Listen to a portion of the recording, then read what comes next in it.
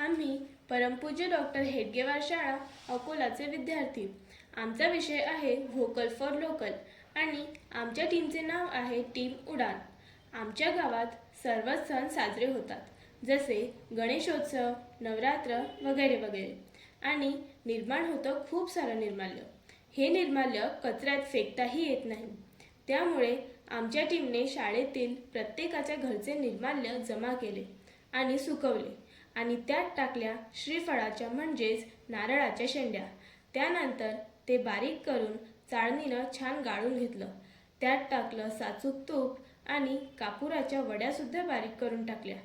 सोबतच लाकडाचा भुसा आणि सुगंधासाठी राळ गुगुळही टाकले. मग काय, छान मळून घेतलं आणि ऑफ पिरियडला किंवा मधल्या सुट्टीत जसा वेळ मिळेल, ज्याला वेळ मिळेल, धूपबत्तीचा सुंदर आकार दिला. बघता बघता 200 धूपबत्ती तयार झाल्या आणि बनवताना मजाही खूप आली. मित्रांनो, आपले सण म्हणजे निसर्गाला धन्यवाद म्हणण्याची सुंदर संधी आहे, असे मला वाटते.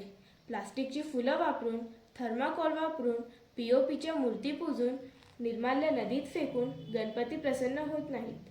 त्यापेक्षा गणपती बुद्धीची देवता आहे ना. मग तीच बुद्धी वापरून प्रत्येक सण इको फ्रेंडली साजरा करूया.